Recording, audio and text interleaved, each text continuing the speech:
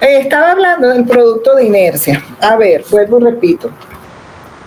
Cuando nosotros tenemos nuestra tabla, no sé hasta dónde me oyeron, yo les explicaba lo del producto de inercia, le tenemos que hacer a lo que nos caso, a lo que nos indica la tabla. La tabla nos pone la figura de este problema y nos indica que el producto de inercia es positivo. Nos dan la expresión b cuadrado h cuadrado entre 60 y nos dicen ese producto de inercia es positivo. Por lo tanto, sabemos que hay mayor concentración de área en este primer cuadrante y en el tercer cuadrante. Eso es fijo para esta figura. Cuando nosotros volteamos, rotamos la hoja y buscamos orientarla tal cual está en el problema, nos damos cuenta entonces, yo allí se los escribí de todas maneras para ponerla igual a la del ejercicio. ¿Cómo es que está el ejercicio? Aquí abajo, así.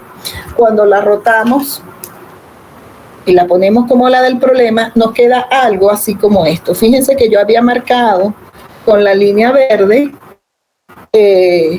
cuando coloqué cuáles eran los sectores donde había mayor concentración de área. Cuando yo roto la figura y la volteo para que me quede igual a la del ejercicio, me doy cuenta de que nuevamente en esos mismos cuadrantes, primero y tercer cuadrante, es donde me están quedando lo que yo marqué, que me dice la tabla original, de que son los dos cuadrantes con mayor concentración de área, que siguen siendo el primero y el tercero. Por lo tanto, el signo para el producto de inercia no lo tengo que cambiar.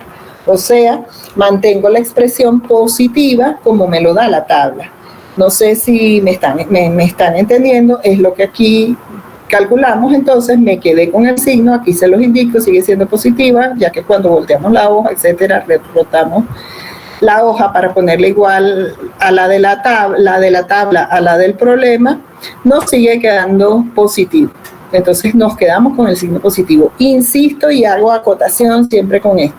Cuando se busca el producto de inercia, a menos que exactamente la figura coincida con la de la tabla, con la del problema, que obviamente los valores directamente sin positivos o negativos como los da la tabla, en cualquier otro caso, siempre a ustedes para el producto de inercia les va a tocar hacer esta verificación, con estas figuras, con las que tengan, que estén trabajando con los triángulos, etcétera, etcétera, para verificar si se mantiene el signo que le da la tabla o hay que cambiarlo. Siempre, siempre les va a tocar hacerlo. Entonces, bueno, aquí se hizo y nos quedó positivo. Por lo tanto, el producto de inercia respecto a los ejes centroidales, aquí lo hice el cálculo directo, al final de cuentas es b por h, todo eso al cuadrado, bueno, 7 por 15, todo al cuadrado de 60, de una vez más el producto de las coordenadas centroidales, 5,20 y 8,38 con su signo, el 8,38 aquí esto sí afecta, multiplicado por el área de la figura, que es 70 centímetros cuadrados. Fíjense que cuando hacemos esta operación, es esto positivo, todo este término nos queda negativo y eso nos conduce a que el resultado final, de todas maneras, ustedes todos mis números, cálculos, porque los hice ahorita en la tarde como que apuradita, ya va que alguien está queriendo entrar, verifiquen las cuentas, pero bueno, es así. A lo que me estoy refiriendo, que fíjense, entonces el producto de inercia nos da negativo. Cuando ustedes se ponen a ver que el producto de inercia para esa parábola nos da negativo, uno dice, caramba, tiene sentido que nos dé negativo, porque fíjense ustedes dónde está ubicada la parábola completa, pasa un poquitico aquí hacia arriba, pero el resto casi que toda su área está concentrada aquí en el cuarto cuadrante. ¿Lo ven? Producto de X positivo por coordenada Y negativa, como siempre les digo, nos da menos. Acuérdense que el producto de inercia es X por Y por el área, entre comillas. Bueno, la X siempre será positiva, cualquier coordenada X, cualquier coordenada Y será negativa en su mayoría, porque apenas este pedacito que está acá es el que está del lado positivo. Es lógico que el producto de inercia nos dé negativo. Si nos hubiese dado positivo, aquí era tan obvio que tiene que ser negativo, si nos hubiera dado positivo teníamos que revisar, porque no tiene ningún sentido, no tiene ninguna lógica de que ese producto fuese positivo. ¿Se acuerdan que el producto de inercia tiene que ver con eso? Bueno, de esta manera ya tenemos el momento de inercia respecto de X, de Y y el producto de inercia de la parábola. Ahora con los momentos de inercia y el producto de inercia para el triángulo, ¿vale? Acá lo tenemos, el triángulo. Bueno, no lo tengo yo directamente, pero así como con la parábola, pero fíjense cómo lo tenemos nosotros. Primero que nada, obviamente ya se ve que el triángulo está desplazado respecto de los ejes, ya automáticamente este triángulo, para calcular las inercias vamos a tener que aplicar este eje. En segundo lugar, orientación del triángulo, cómo está en la tabla respecto de cómo está en el problema. Hay que invertir eje X por eje Y.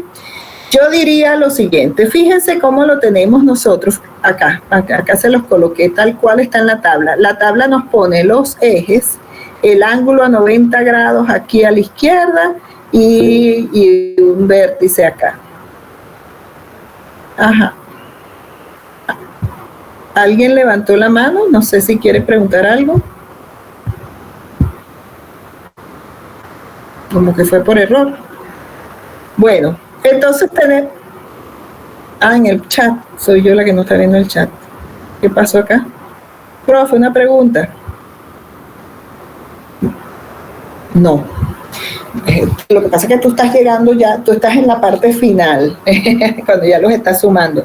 Es imposible que I sub X, pues, ¿se acuerdan que yo les dije? Vamos a ver, su compañero muchacho está más adelantado que ustedes. Tú hiciste este ejercicio, esta parte, era la que me estabas haciendo consulta el otro día. Por eso es que estás más adelantado en cuanto a la pregunta que estás haciendo. Para los demás, ¿qué nos está preguntando él? Migo está preguntando si al final, cuando suman, por ejemplo en este caso que son dos partes que componen la sección compuesta, pues la parábola y ahora el triángulo, cuando suman la inercia de la parábola con la inercia, suma algebraica, he insistido, porque el triángulo, recordemos que es el área que vamos a restar, es el área hueca. Eso implica que cuando calculamos las áreas lo restamos, y eso implica que cuando calculamos la inercia, le calculamos la inercia al triángulo y lo que nos dé lo vamos a restar a la inercia de la parábola. Cuando se haga esa suma algebraica, es decir, la inercia de la parábola y en este caso menos la inercia del triángulo, nos tiene que dar positivo, porque yo les dije y les insistí, fue una de las cosas que desde un principio bastante les dije, que el momento de inercia jamás puede ser negativo, y esos son uno de los casos donde si uno calcula algo mal, cuando restaste una de otra, te da la I negativa, allá hay un error, porque esa I siempre debe ser positiva. Cuando haces la sumatoria de todo, las inercias te tienen que dar un valor grande, pequeño, como sea, pero positivo. Jamás, jamás de los jamases, una I sub X o I sub Y te puede dar un valor negativo. Muy diferente con el producto de inercia, que el producto de inercia, ya lo ven, que puede ser tanto positivo como negativo. Pero eso sí, ya vi, ya entendiste, dale, chévere. Sigo entonces con el planteamiento de la resolución aquí del problema. Cerrar todo para poder ver. Ok. Sigo. Bien, entonces, ¿qué pasa? Este ejercicio, yo decía, en este problema, la figura que tenemos está desplazada y de paso no está orientada igual a la de la tabla. Fíjense, en la tabla la tenemos de esta manera. Aquí les dije, es como que para poner la del problema igual a la de la tabla, giran 180 grados sobre un eje vertical. Lo que hacen es voltearla y obtienen la misma figura. Fíjense cómo la tienen aquí. Como que la del problema la tienen así, como que mirando hacia la izquierda, es esta que tenemos acá, mientras que la de la tabla lo tienen mirando como que hacia la derecha, o sea, como que esto lo revirtieran hacia allá, sobre el mismo eje X, o sea, los ejes X y Y van a seguir siendo eje X y eje Y, o sea, aquí no se cambian las expresiones. Por lo tanto, como indiqué acá, no se van a invertir ejes, no es necesario. Entonces, bien, pero como está desplazada la figura, igual tenemos que buscar los momentos de inercia respecto a los ejes centroidales y trasladarlos luego a los ejes X y Y del problema. Acá lo hicimos. El momento de inercia que tomamos respecto al eje X centroidal, según la tabla, nos dice que I sub X es B por H al cubo entre 36, la centroidal. ¿Vale?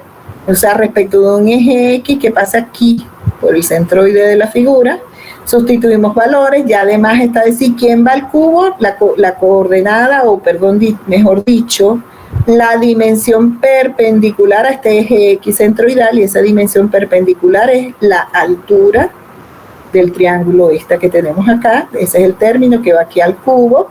Entonces sería 7 por 15 al cubo entre 36. Ese es el momento de inercia respecto al eje X centroidal. Lo trasladamos ahora al eje X del problema.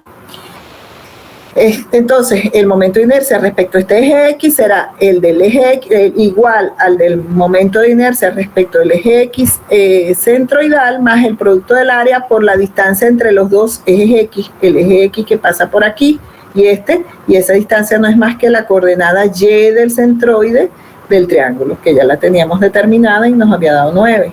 Entonces, bueno, momento de inercia respecto del eje X es la centroidal más el área por 9 al cuadrado.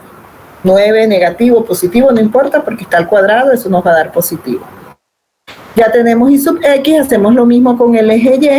La expresión para el momento de inercia respecto del eje Y centroidal, o sea, el eje Y que pasa por el centroide, es B al cubo por H entre 36. ¿Y cuál es el término que va al cubo? Obviamente, si estoy buscándola respecto del eje Y, la coordenada la dimensión perpendicular, o sea, en este caso es la horizontal, y esa dimensión es 7 centímetros. Esa es la que va al cubo por 15 entre 36, tenemos ya.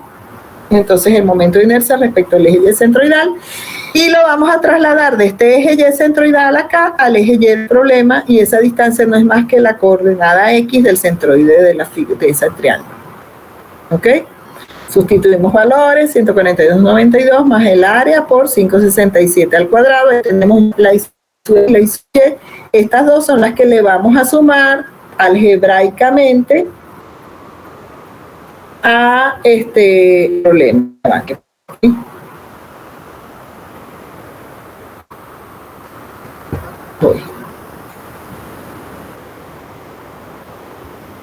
Vale.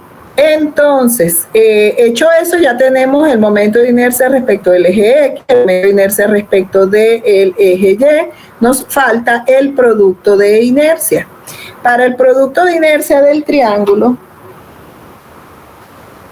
hacemos algo similar. Fíjense ustedes, yo acá se los puse positivo y no hice la explicación. Sin embargo, en el problema, ese producto de inercia, en la tabla, ustedes si se fijan, a ver, nosotros vamos a tener que buscar el producto de inercia respecto a los ejes X y Y, pero primero tenemos que buscar el de los ejes X y Y centroidales. Y la figura, nuestra tabla, nos lo pone, yo me iba a traer la otra hoja, y se me pasó. Nos lo coloca negativo. Sin embargo, yo lo usé positivo. Yo se los voy a marcar para indicarles aquí. Quisiera que vayan ustedes quietecitos, porque se los voy a poner, no tengo una otra transparente acá. Vamos, si puedo hacer una trampa provisional aquí. Vamos a hacerlo más chiquito. La tabla del problema, lo voy a colocar aquí. Vayan viendo ustedes, a ver si ven bien el por qué lo coloqué yo positivo. A ver si lo entienden, ojalá que lo entendieran para no tener yo que hablar mucho.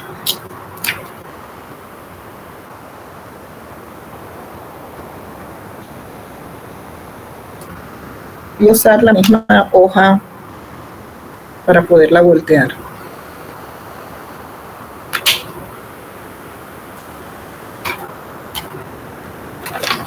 La tabla nos da el producto de inercia respecto de los ejes X y Y centroidales, nos dice que es negativo. ¿Qué quiere decir esto de que nos diga que es negativo? Que la concentración de área en los cuadrantes donde el producto de X por Y centroidal es negativo es mayor. Es decir, algo así. Voy a ver si lo visualizan acá. O sea, me agarré esta misma y lo representa aquí. Así aparece en la tabla. ¿Ok? La tabla nos coloca nuestro triángulo de esta manera, eje X y Y acá, y nos dice que obviamente los ejes centroidales serían esto, y nos dice respecto a los ejes X y es B cuadrado, H cuadrado entre 72, no mal recuerdo. ¿ok? Entre 72, pero nos dicen que es negativo. Al decirnos que es negativo, ya sabemos que hay más área en los cuadrantes donde X por Y es negativo. Aquí Y es positivo, X negativo. Cuando yo multiplique por cualquier X negativa por esta Y positiva, estoy hablando de los ejes centroidales, X negativo por Y positiva, acá en este producto es negativo. Y en este lado, X positiva con Y negativa, estos productos acá son entonces, nos da valores negativos. Hay mayor concentración, nos están diciendo en estos dos cuadrantes. Pero nuestro triángulo no está así. Nuestro triángulo está volteado. O sea, está rotado 180 grados sobre sí mismo. O sea que llegamos a esto. Así es como lo tenemos en la figura de nuestro problema. Y cuando lo volteamos para ponerlo igual a como nos queda en el problema, nos damos cuenta que respecto de estos ejes centroidales, la concentración de área mayor cambió ahora de cuadrante. Ahora nos queda en el primero, donde X y Y son positivos, y en el tercero, donde X y Y ambos son negativos. O sea, tanto en este caso como en este caso, estos productos son positivos, según lo que la tabla nos dijo para los cuadrantes mayores. Por lo tanto, en este caso, yo tomo la expresión del producto de inercia que me da la tabla, B cuadrado, H cuadrado entre 72, pero en lugar de colocarlo negativo, lo coloco positivo, como allí se los indiqué. ¿Entendieron más o menos? En eso consiste. Cada vez lo fastidioso del producto de inercia es tener que estar siempre verificando si es positivo o es negativo. ¿Entendieron? Si nadie me dice nada, asumo que lo comprendieron. ¿Cómo que sí? ¿Cómo que sí?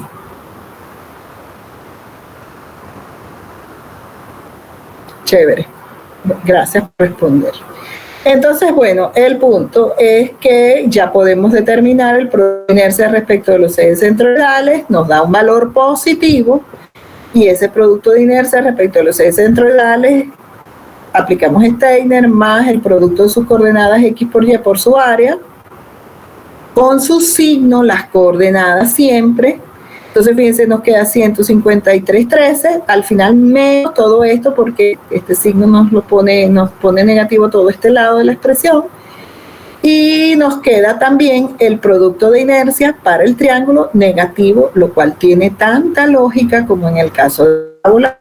Fíjense, el producto de inercia del triángulo tiene que dar negativo porque está en este cuadrante donde X es positiva, Y es negativo, y cuando multiplicamos cualquier X por esa Y, por esas Y, nos daría un valor negativo. Entonces el producto de inercia en ese cuadrante. El punto que ya está listo, ya tenemos para las dos partes que componen la sección, todos los productos y momentos de inercia calculados. Vamos entonces a tomar para la media parábola, estos fueron los valores que obtuvimos, y para el triángulo, estos son los valores que obtuvimos, pero fíjense cómo nos queda. En el caso del triángulo, el I sub X nos dio 4.908, pero como vamos a restar del I sub X de la media parábola, lo ponemos negativo acá.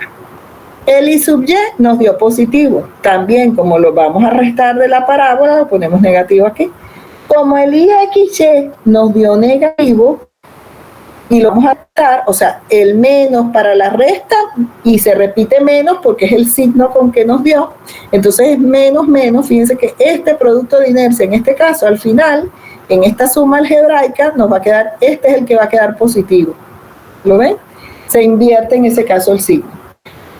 Entonces está nada, se totaliza 5.850 menos 4.900 y sub X 942, 2.128 menos 1.830, 297 y menos 2.866 más 2.525 nos da menos 340 el producto de inercia de la sección compuesta.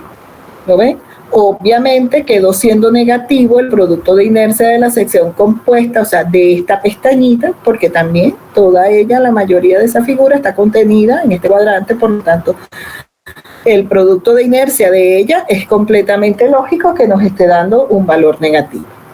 ¿Ok? Espero que hayan entendido. Así calculamos los momentos y productos de inercia para esa sección compuesta. Cualquier cosa, me preguntan por acá, me pasan un mensaje. Si no preguntan, si dicen y no dicen nada, continuamos por acá. Ya ustedes tienen este material con ustedes allí. Aquí añadí preguntas. Bueno, en clase habíamos medio hecho con algunos de ustedes. Quise volver al tema del centroide cuando se trata de ejes que estén rotados. Entonces le añadimos a este mismo problema nuevamente. En este mismo problema, determinar las coordenadas del centroide de la sección compuesta, obviamente, respecto a unos ejes S y T, que son los que pusimos por aquí. No quedó indicado, pero esos ejes S y T tenían una inclinación de 20 grados. Se me olvidó colocarle los 20 grados. Eso tiene que ser dato en el problema para ustedes. Siempre que uno les vaya a colocar unos ejes inclinados, perdón, ustedes tienen que tener como dato adicional qué ángulo de inclinación se le tienen esos ejes. Es imposible que no se les dé esa información. El punto es que ahora si queremos calcular las coordenadas del centro y de aquello que calculábamos aquella vez respecto de estos ejes S y T inclinados 20 grados hacia la derecha. Y también momentos y producto de inercia respecto de estos ejes. Vamos a hablar primero de las coordenadas centroidales respecto de estos ejes. Fíjense ustedes, nosotros las tenemos respecto de los ejes X y Y acá. Y las queremos determinar respecto a estos ejes S y T. ¿Qué hicimos aquí? Yo coloqué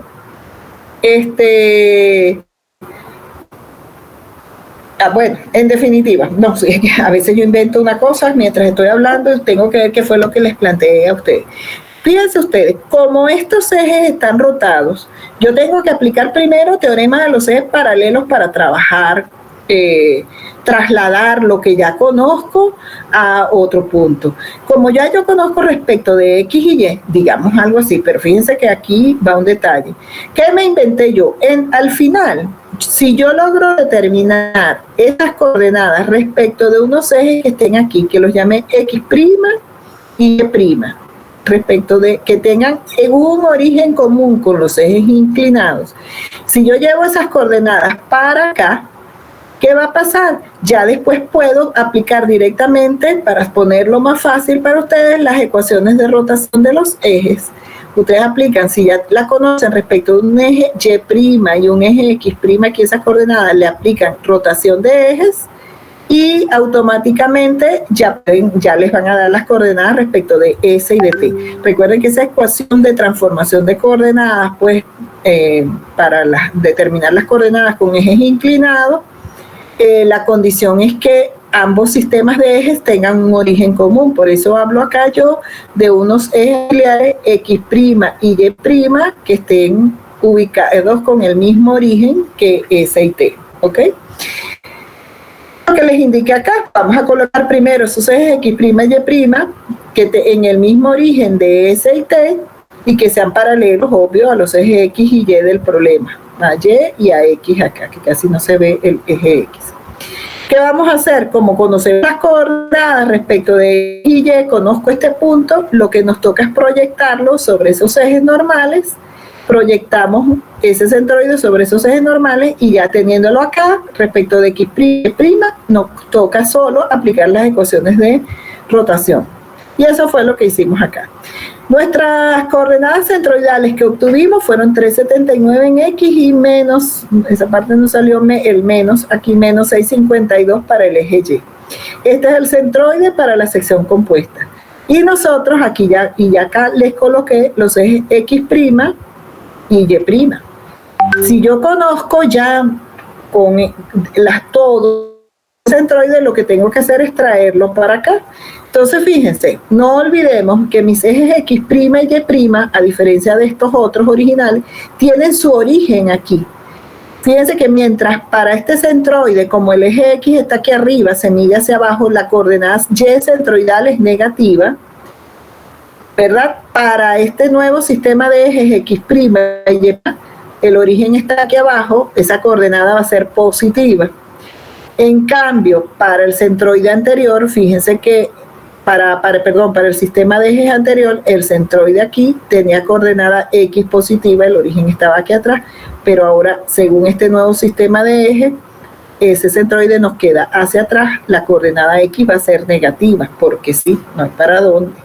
Entonces, bueno, nosotros conocemos que yo coloqué acá nuestro nuevo sistema de ejes, yo sé que de aquí para acá hay 652 y conozco la altura, desde la altura total de esta figura era 15, pero recuerden que por debajo del origen hacia abajo en el eje, de acá a acá hay 14, es lo que les indiqué aquí. Del eje X original hacia abajo hay 14 centímetros.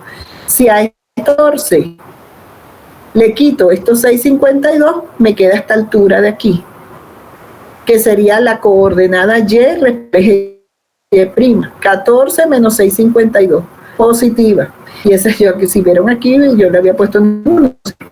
Esa coordenada Y' ahora va a ser 14 menos 652, 748, positiva. Ya.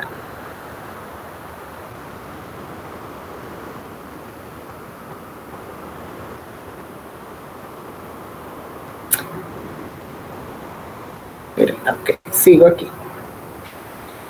Entonces ya determinamos la coordenada. Me cerró. Ya tenemos la coordenada respecto del eje Y' y con respecto al eje X' igual. Desde acá para acá hay 379. Desde el origen del sistema anterior hasta el centroide. Sin embargo, según dato original, desde aquí hasta este punto hay 8 y este punto por donde se encuentra en esa vertical está el origen del nuevo sistema de ejes. Lo mismo, o sea, simplemente buscar un punto respecto a un sistema de ejes nuevo en función de las dimensiones que se conocen. 8 menos 379 es la coordenada X. Cuando todo esto le quito este 379, me queda el pedacito que quiero, que sería la coordenada X centroidal de acuerdo a los el eje X', Y'. Pero ya sabemos que va a ser negativa. Entonces es menos 8 menos 379, nos queda X menos 421. Si ya yo tengo las coordenadas, ya en función de estos ejes X', Y', ¿qué es lo que sigue? Aplicar las ecuaciones de rotación de transformación de coordenadas para llevarlas a los ejes X, S y T. ¿Ok? Que sería esto mismo, fíjense, nuestros ejes S y T que están rotados 20 grados respecto de los otros, nuestras coordenadas centroidales que acaba de determinar son estas, la proyección sobre los nuevos ejes sería algo así, simplemente para que se vea. Ya sabemos que la coordenada del eje vertical o inclinado T, pues este eje T nos tiene que dar positiva y la coordenada sobre este eje S nos debería dar negativa. Como en efecto, ¿ve? Sobre el eje S va hacia atrás, es negativa, y sobre el eje Y hacia arriba es positiva la coordenada T. ¿Ok? Aplicamos las ecuaciones, simplemente sustituimos estos valores aquí obtenidos, estas coordenadas respecto a los ejes X' y Y', sustituimos los valores con la conciencia de que la rotación se está dando en sentido horario. Como les dije, acuérdense que estas son ecuaciones deducidas para ángulos que se giren en sentido antihorario. Si lo vamos a sustituir 20 grados en sentido horario, lo sustituimos negativo simplemente en la ecuación, ¿ok? Sustituimos los valores obtenidos de las coordenadas anteriores, considerando el ángulo negativo, y obtenemos directamente ya las nuevas coordenadas ahora respecto de los ejes S y T que aquí tenemos, ¿vale? Lista esa pregunta, respondida esa pregunta con relación a las coordenadas. Es como que cuestión de lógica, más nada. ¿Ok? ¿Qué se pedía entonces aquí? Coordenadas del centroide respecto de los S y T, de los ejes inclinados, y luego los momentos y productos de inercia también respecto de esos ejes S y T. Fíjense que nosotros lo tenemos respecto de X y Y, ¿ok? Que no son paralelos a S y T, pero para ver, si ustedes ven aquí, acá en las tablas que yo les pasé, en la teoría de inercia que yo les pasé, aquí estaban, al final, en las dos últimas páginas está de lo que vamos a hablar hoy, ecuaciones para el cálculo de los momentos de inercia y producto de inercia cuando tenemos ejes inclinados. ¿Ok? Para ello necesitamos conocer los momentos y producto de inercia respecto ejes que no estén inclinados a los, vamos a decir, en este caso, si la quiero llevar de ejes normales a ejes inclinados y conozco estas I sub X e I sub Y que tengo aquí, obviamente son los momentos de inercia respecto a los ejes normales, ¿ok? Y estas I sub U y sub B son respecto a los ejes inclinados.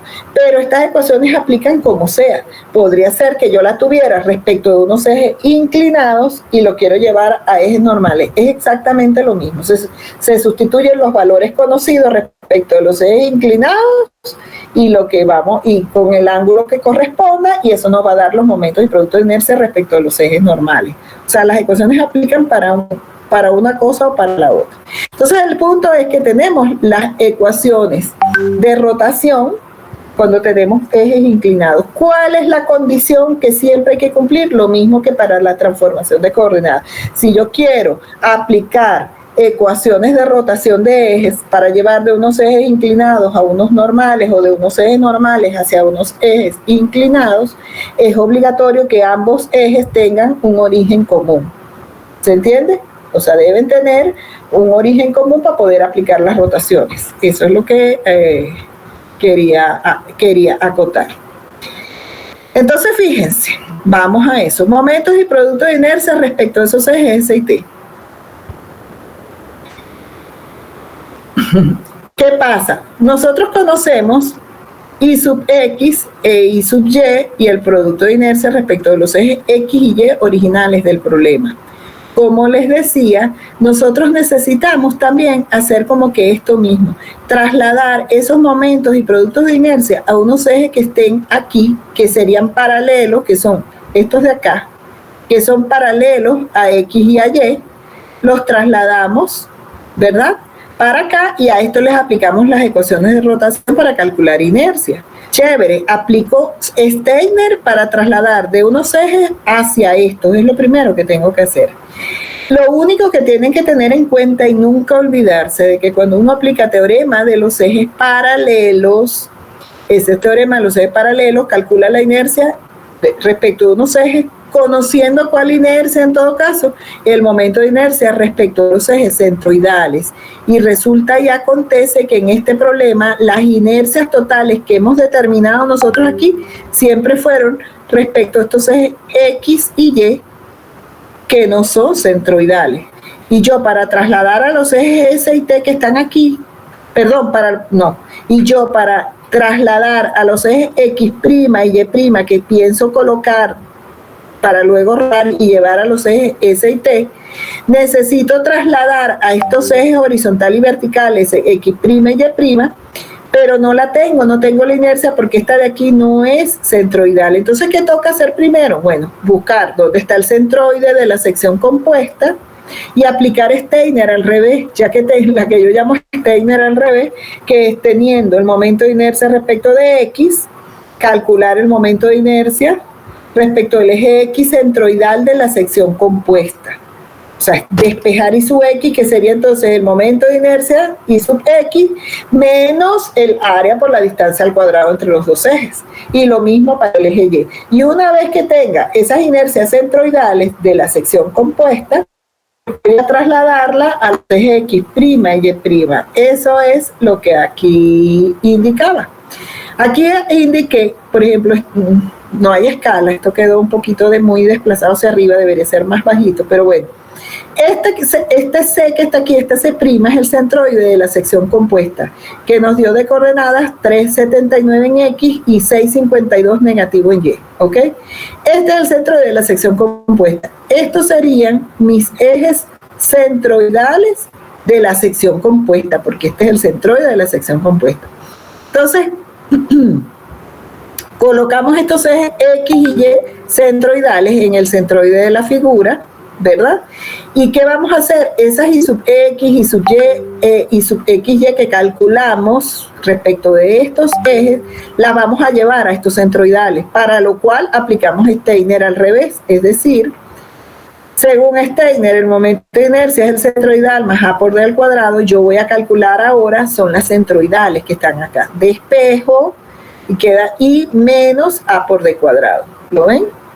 Entonces, I sub X centroidal será la I sub X que obtuvimos menos el área por la distancia al cuadrado entre los dos ejes. ¿Cuál es la distancia entre este eje X centroidal y el eje X normal?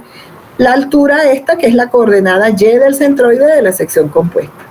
¿Lo ven?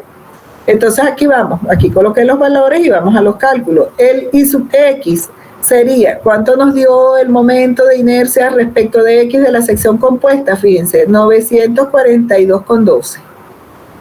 Entonces, el I sub X centroidal sería el I sub X de la sección compuesta que ya calculamos, que es 942,12, menos, ¿qué área es esta? Obviamente el área de la sección compuesta, que para no irme para arriba, esa ustedes la tienen, el área de la sección compuesta, vamos para arriba por esta vez para que lo vean, cuando calculamos la ubicación del centroide, el área de la sección compuesta, cuando sumábamos las dos, nos daba 17,50.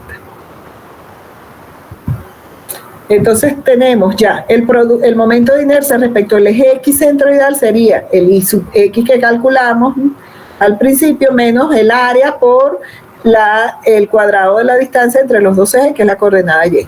Y eso nos da el momento de inercia respecto al eje X centroidal de la sección compuesta. Hacemos lo mismo para el eje Y. Este es el momento de inercia I sub Y que calculamos ahorita al comienzo.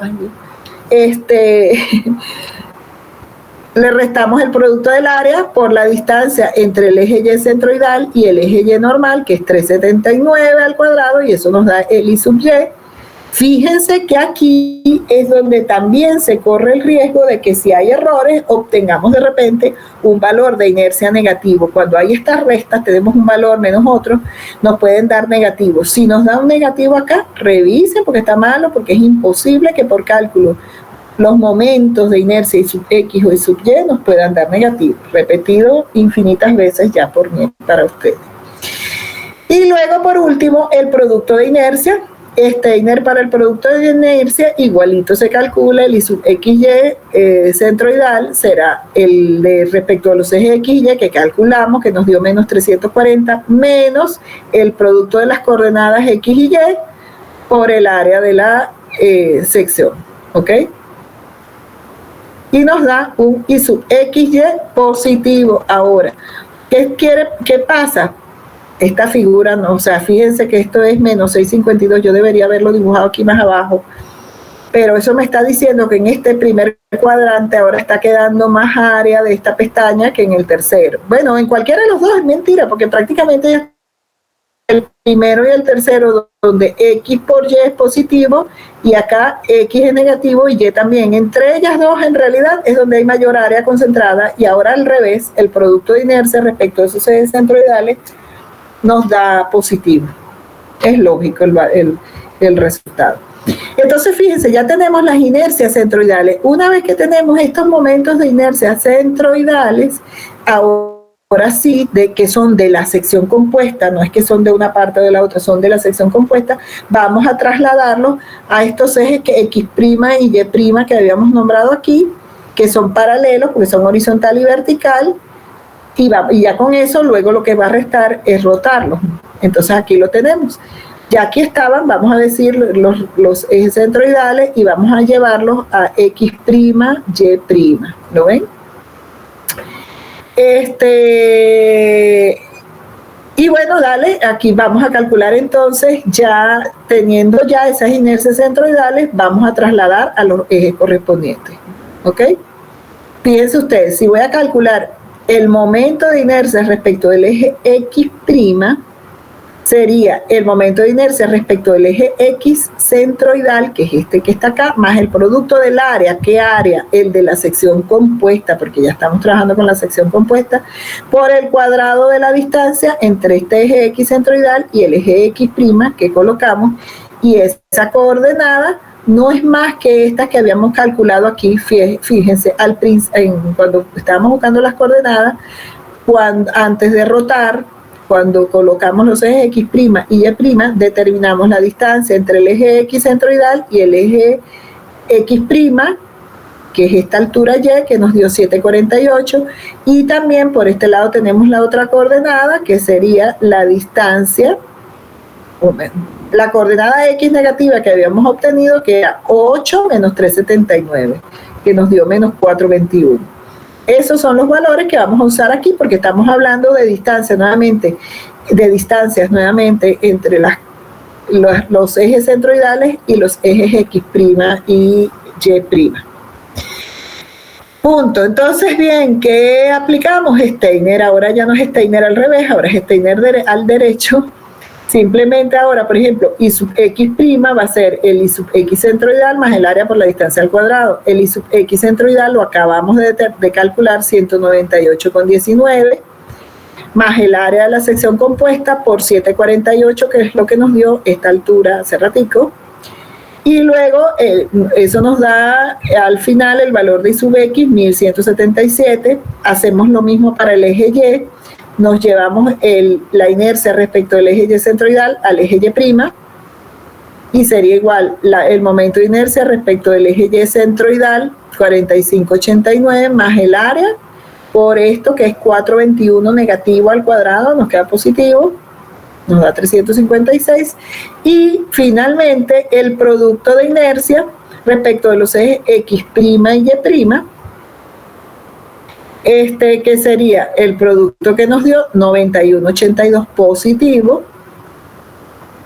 más el producto de las coordenadas 748 menos 421 por el área de la sección compuesta. Fíjense que nos da negativo el producto de inercia. Insisto sobre el tema, si me pongo a ver la figurita, fíjense ustedes dónde están los ejes X' y Y' son estos, y la figura está aquí. Está concentrada en lo que sería respecto de estos ejes aquí en amarillo. La sección está concentrada en el segundo cuadrante, Y positivo, X negativo, producto de X por Y, menos por más, negativo. Producto de inercia nos dio negativo, no puedo garantizar que no haya error en el cálculo de los valores, pero punto, me dio negativo, por lo menos el signo vamos bien, es una medida de comparación. Listo, ya tenemos respecto de X' y Y'. ¿Qué resta? Aplicar las ecuaciones para rotación de rotación para calcular respecto de estos ejes inclinados los momentos de inercia. ¿Ok? ¿Qué hago yo? Yo quiero respecto de los ejes S y T. Aquí simplemente coloqué la ecuación en función de los nombres de los ejes que tenemos. Quiero calcular I sub S, I sub T, y el producto de inercia respecto de S y T. Y eso los voy a calcular a partir de los valores de inercia que voy a rotar, que son los de los ejes X' y Y'. Simplemente vuelvo y repito, coloqué la nomenclatura en función de los nombres de los ejes con los que estamos trabajando. Pero son las mismas ecuaciones que tenemos acá. Vuelvo y repito, lo que hice fue cambiarle los nombres de las letricas. Entonces aquí están, simplemente con los valores que aquí obtuvimos, sustituí, fíjense, I sub X' más I sub Y', entre 2, tal, sustituí los valores. Fíjense, la ecuación aquí nos manda a multiplicar por el coseno del doble del ángulo. El ángulo es 20 grados, lo multiplico por 2, pero como se está rotando en sentido horario, en estas ecuaciones aplica lo mismo que para el de transformación de coordenadas. Si la rotación se hace en sentido antihorario, el ángulo se asume positivo, pero si la rotación se hace en sentido horario, se toma negativo el ángulo, ¿ok? Entonces por eso acá está menos y por aquí también quedó más chiquito, pero ya está, es menos, negativo también. Se sustituyen los valores, ¿no? Fíjense, bueno, ok, y la calculamos y nos dio I sub S 786,04. Aleluya, nos dio positivo, chévere, no nos dio negativo, pensamos que vamos con bien. Seguimos entonces, este sería el momento de inercia respecto del eje S. Ahora vamos con el momento de inercia respecto del eje T, del otro eje inclinado. Nuevamente escribí la ecuación en función de los nombres de los ejes con que estamos trabajando. Fíjense que esta ecuación para I sub S y esta ecuación para I sub T son como similares. I sub X' más I sub Y' entre 2, I sub X' más I sub Y' entre 2. Cambia el signo aquí es más, aquí es menos, pero las expresiones son las mismas. ¿Ok? En cada caso lo que cambia es el signo, entonces por eso era que yo particularmente me acostumbré toda la vida a que cuando calculo una de las inercias tomo los valores, estos mismos valores son los que van a dar acá. Y sub X más y sub Y prima entre 2 y sub X más y sub Y prima entre 2 era esto que nos dio 766, aquí está. Y sub X prima menos y sub Y prima entre 2, tengo aquí los valores por el coseno del doble del ángulo, que es negativo el ángulo, nos dio 314, bueno, entonces esto es menos 314, y así con el producto de inercia también, se cambiaron los signos, todos los mismos valores que teníamos arriba. El punto es que ya se calculó con esto el momento de inercia respecto del eje T inclinado. Y para el producto de inercia la ecuacioncita sí es un poquito más diferente, nuevamente aquí la coloqué en función de los ejes como los llamamos, utilizamos los valores ya calculados. Sustituimos y sub X prima menos y sub Y prima entre 2, 1177 menos 356 tanto entre 2 por el seno del doble del ángulo que es menos 40 más el producto de inercia que es negativo por el coseno de menos 40 tal y obtuvimos el producto de inercia también respecto a los ejes S y T, un valor negativo. ¿Lo están viendo? Y así se calculó los momentos de producto de inercia respecto de unos ejes inclinados. En resumen, yo creo que palabras claves para todo esto, cuando hay ejes así, ustedes tienen que aplicar Steiners. Recuerden que siempre van a necesitar conocer los momentos de inercia respecto a los ejes centroidales para poder aplicar Steiner y trasladar. Si no los tienen, les toca aplicar Steiner al revés, para poderlos calcularlos, para luego poder trasladar. Yo creo que, o sea, véanle la lógica, fíjense. Los teníamos, los momentos de inercia calculados inicialmente respecto a estos ejes X y Y, y quería traerlos para acá. Oye, lógica, estos no son centroidales, tengo que buscar los centroidales, aquí están los ejes centroidales. Traslado de aquí para acá aplicando Steiner al revés. Ah, ok, los calculé, ya los tengo, y yo lo quiero respecto a estos ejes inclinados, voy a tener que aplicar ecuaciones de rotación. Y para aplicar rotación necesito tener unos ejes que estén derechos primero para poder rotar, pero que tengan un origen común. Entonces, ok, conocía los respecto a eje X y Y, tengo que trasladar, necesito los centroidales, traslado para acá, Steiner al revés, calculo esto. Me invento, coloco nombres, el que sea, unos ejes que tengan origen común con los que quiero, y ya como estos son centroidales, los puedo trasladar a X' y Y'. Traslado a X' y Y', y una vez que ya tengo esto, lo único que queda es aplicar las ecuaciones para rotar los ejes y calcular las inercias respecto a esos ejes rotados. Es aplicar lógica, muchachos, la verdad es que a veces estas cosas son de pura lógica. ¿Han entendido? Más o menos. Cuando no me dicen nada, yo asumo que sí, y sigo. Por último, otra preguntita que les inventé aquí, no se las inventé, nada que ver, tiene que ver con esto que también acá, lo que está al final de la guita de inercia, esto es lo que acabamos de aplicar cuando hay ejes inclinados, pero para volver a trabajar, ya lo hicimos en un ejercicio de los de la clase pasada, esto de los momentos principales y ejes principales de inercia. Recuerden que son los momentos principales de inercia. Los momentos principales de inercia son los valores máximo y mínimo de momento de inercia que puede tener una sección cualquiera respecto de unos ejes específicos, que no tienen que ser horizontal y vertical, muchas veces son inclinados esos ejes. Eso es lo que, cuando son el máximo y el mínimo que puede tener, momento máximo y momento mínimo de inercia que una sección puede tener, a esos momentos máximo y mínimo se les llama momentos principales. Y obviamente, como esos muchas veces están rotados, inclinados, esos ejes inclinados, o como sea que estén respecto de los cuales se logra ese valor máximo y mínimo de inercia, a esos ejes se les llama también ejes principales de inercia. Y para ello son las ecuaciones que yo les coloqué acá. Aplicando esta ecuación, conociendo las inercias, aplican esta ecuación y este tita sub p que está acá no es más que el ángulo de inclinación respecto de los ejes, por ejemplo, X y Y, que es con los que tienen las inercias. Esto les da el ángulo de inclinación de los ejes que deben tener los ejes para que los momentos de inercia sean máximo y mínimo, o sea, de los ejes principales. Fíjense que un detalle, cuando se calcula con esta ecuación ese ángulo de inclinación, ese ángulo también puede dar tanto positivo como negativo.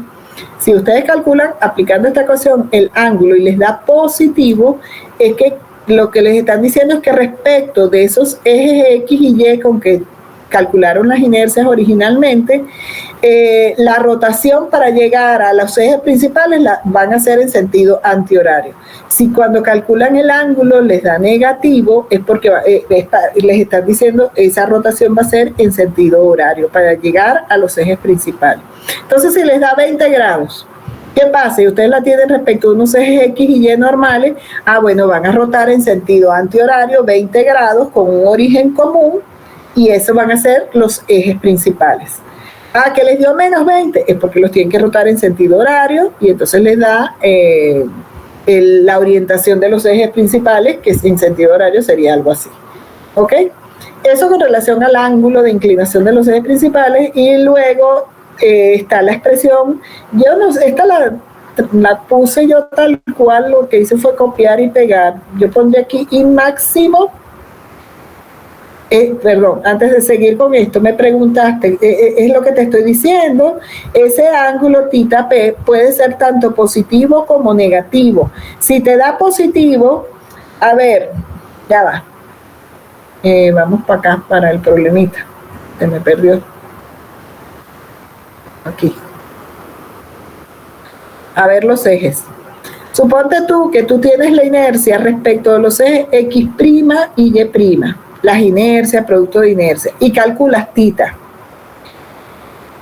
Y la calculas y te da menos 20 grados, puede dar negativo. Si da menos 20 grados es porque la orientación de los ejes principales para ese ángulo lo tienes que medir en sentido horario, que serían, en este caso, estos ejes S y T.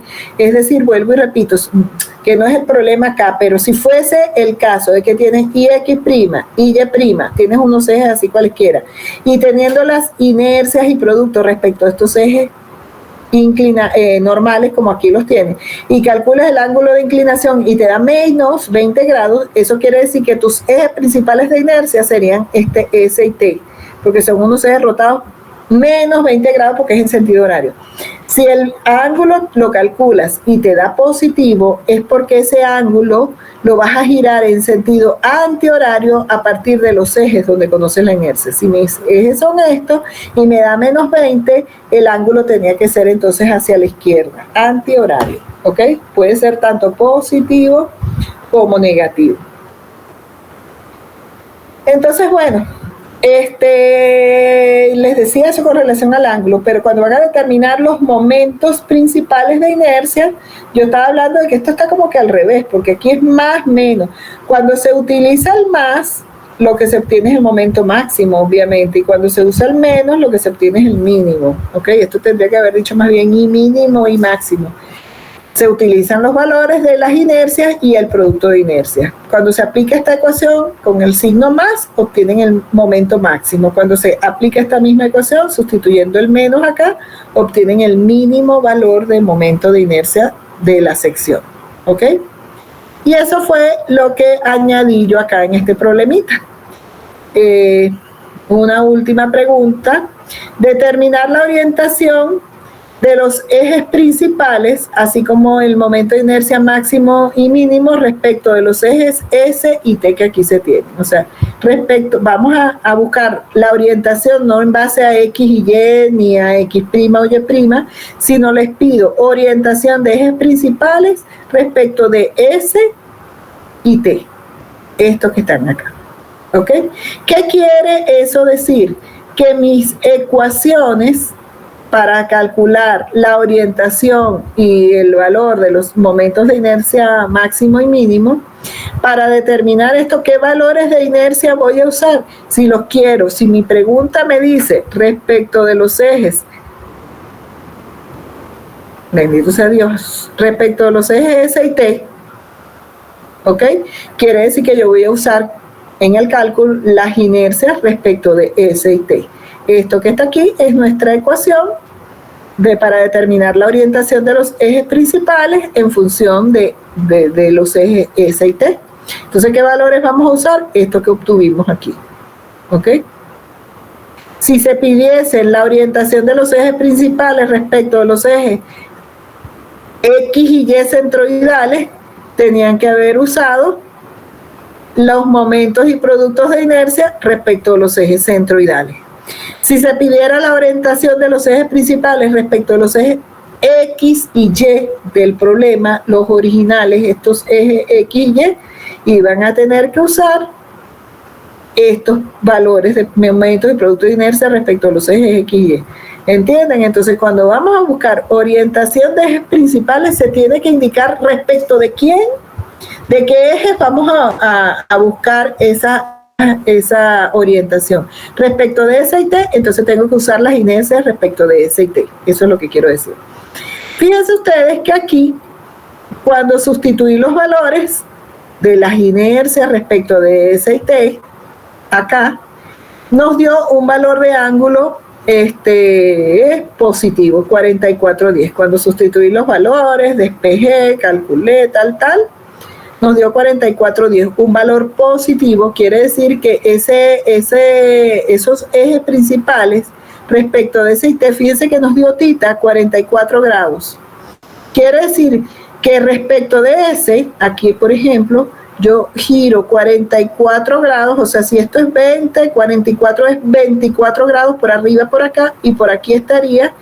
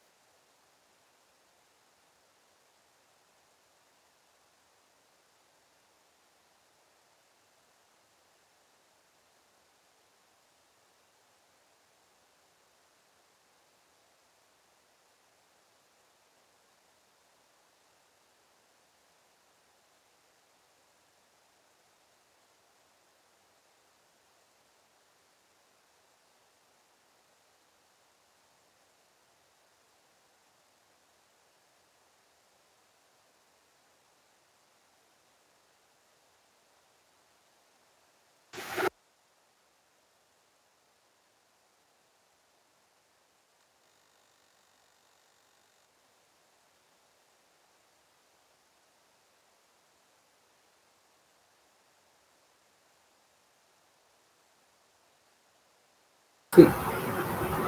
Hola, aquí volvimos. Menos mal que ya vamos a terminar. A volver a buscar todo porque... Ajá.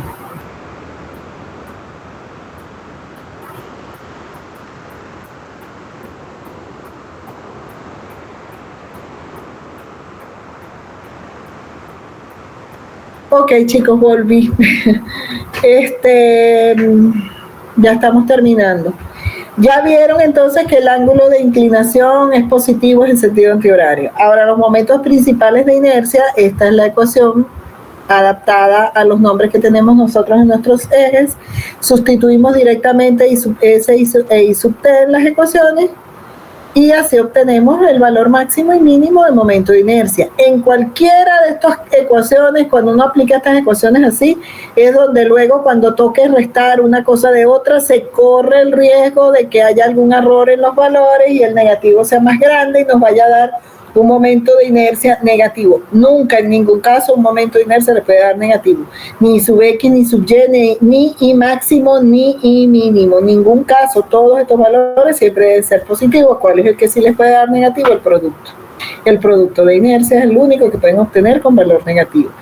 Entonces el punto es que respecto de S y T, los ejes rotados 44 grados son los que les van a dar el máximo y mínimo momento de inercia que se puede dar en la sección. Piense que respecto de S, el momento de inercia era de 786. Si ustedes lo rotan 44 grados, aumenta hasta 1382. Eso es lo que nos está diciendo. Ese es el máximo momento de inercia que se puede obtener respecto de cualquier eje, en ese caso, que se rote respecto de S y T. Cuando se hace momento de inercia máximo y mínimo, por ejemplo, respecto a los ejes X y Y, se supone que es el máximo y mínimo momento de inercia de unos ejes cualesquiera que estén rotados respecto de esos ejes X y Y original, o sea, con un origen común con X y Y. Y se calcularía con los valores, como ya les dije, respecto de X o de Y. ¿Ok? Eso por allí. Entonces, fíjense. Ecuaciones de inclinación de los ejes principales, calculamos la inclinación. Tomamos las ecuaciones para determinar máximo y mínimo momento de inercia y los calculamos. Perfecto, esto está bien. Yo por aquí añadí como que una pregunta al final. ¿Qué se obtiene si se sustituye el valor del ángulo principal, del θ P, que es el ángulo de inclinación de los ejes principales, en las ecuaciones de cálculo de inercia con ejes inclinados? O sea, en estas ecuaciones que están aquí. ¿Qué pasa si yo agarro esta ecuación, verdad? Y con los valores, por ejemplo, de I sub S e I sub T, porque respecto de S y T, que vamos a buscar los momentos de inercia máximo y mínimo, sustituyo aquí I sub S, I sub T, y acá en el ángulo sustituyo estos 44 grados. Si hacemos eso, muchachos, a ver si me están entendiendo. Tomo esta ecuación y le sustituyo I sub S e I sub T, y aquí en el ángulo pongo los 44 grados. ¿Qué momento de inercia voy a obtener? El máximo. Y cuando lo sustituyo en el otro, el mínimo.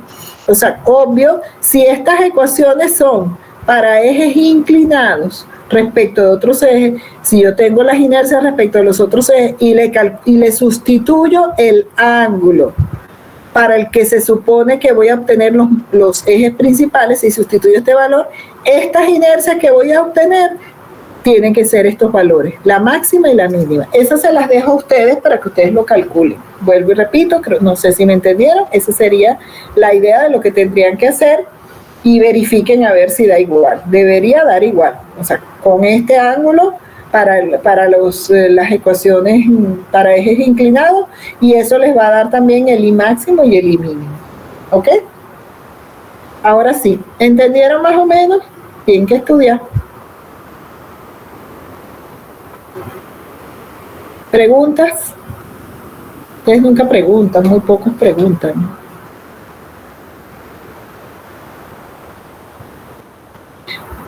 ¿Para cuándo queda el examen? Muchachos, ¿para cuándo queda el examen? Lo hacemos el martes. Ahora hablen, porque si no, yo lo pongo para cuando yo quiera. De repente lo ponemos para el martes. Vamos a dejar de presentar esto.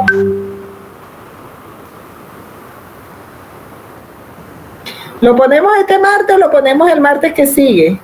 Díganme ustedes. No me dicen. Ustedes son callados, Dios mío.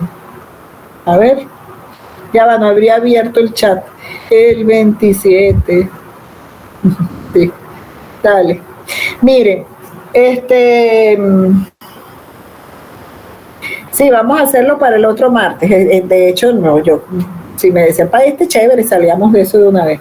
Pero es verdad, vamos a hacerlo para el martes que sigue, pero tampoco es que la semana que viene toda, tanto el martes como el jueves, vamos a estar viendo inercia. De repente, la clase presencial del martes es con inercia, y la clase del jueves es de lo que sigue, que a partir de esta clase del jueves, sí serían clases independientes, muchachos, los de civil y de los de industrial y química, porque el contenido es diferente, ¿ok? Y si es así, que el martes tenemos la clase de teoría, la clase de problemas, el jueves va a ser como que la clase introductoria del tema que sigue para cada carrera.